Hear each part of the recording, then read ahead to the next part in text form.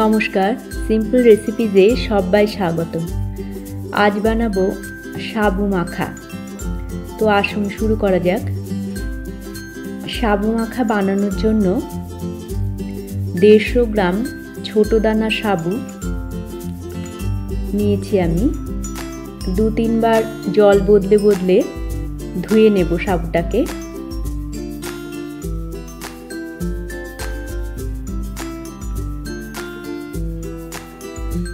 ধোয়া হয়ে গেলে সাবুটাকে আমি 1 ঘন্টার জন্য একটু জলে ভিজিয়ে রেখে দেব।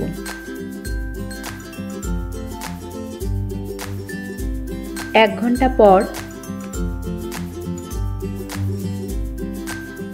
সাবুদানাগুলো একদম নরম হয়ে গেছে, আর এর ভেতরে যে অতিরিক্ত জল রয়েছে সেটাকে আমি ছাঁকনিতে ছেঁকে নেব।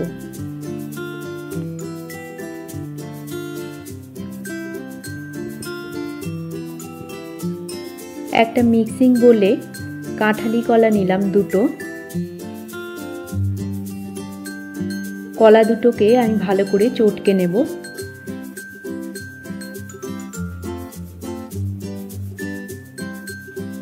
হয়ে গেলে মিডিয়াম সাইজের 1 বাটি নারকেল কোড়া দিয়ে দিলাম।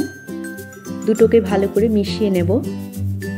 নিয়ে জল ঝরিয়ে নেওয়া সাবুদানা দিয়ে দিলাম এর মধ্যে। মিশিয়ে নেব সব কিছু।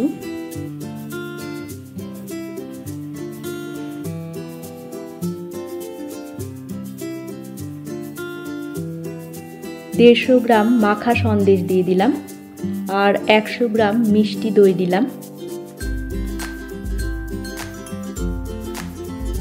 মেখে নিলাম সাবুদানার সঙ্গে।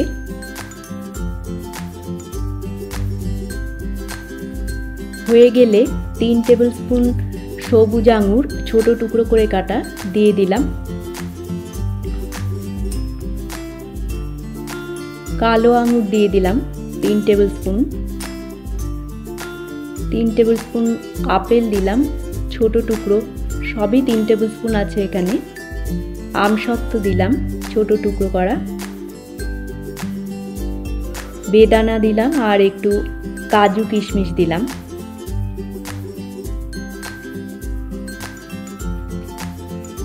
কাঁচা দুধ দিলাম 150 ml। 2টো লাল বাতাসা ভেঙে দিয়ে দিলাম। একটা গন্ধরাজ লেবুর জেস্ট 1 পিঞ্চ দিয়ে দেব গ্রেট করে। খেয়াল রাখতে হবে লেবুর সাদা অংশ যেন গ্রেট না হয়ে যায়, তাহলে কিন্তু তেতো হয়ে যেতে পারে।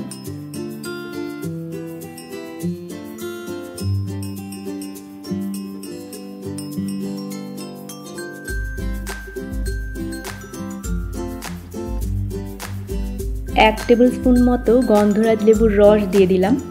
তবে গন্ধরাজ লেবুর রস আর জেস্ট এটা কিন্তু সম্পূর্ণ অপশনাল, চাইলে দিতে পারেন, না চাইলে নাও দিতে পারেন, তবে দিলে ভালোই লাগবে। ফাইনালি সব কিছু ভালো করে মেখে নেব আমি।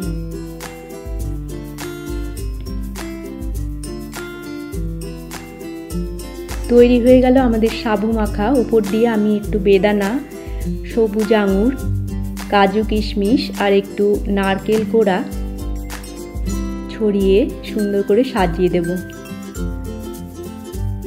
ব্রত বা উপবাসের দিনে এই রকম সাবু মাখা কিন্তু বেশ ভালো লাগে। তাছাড়া গরমের দিনে এমনিতেও ডিনারে এইরকম সাবু মাখা কিন্তু বেশ ভালো লাগে। রেসিপি ভালো লাগলে আপনারা অবশ্যই বাড়িতে বানিয়ে দেখতে পারেন। আশা করি আপনাদেরও ভালো লাগবে। সবাইকে ভালো থাকার শুভেচ্ছা জানিয়ে আজকের মতো শেষ করছি। দেখা হচ্ছে পরবর্তী পর্বে। ধন্যবাদ।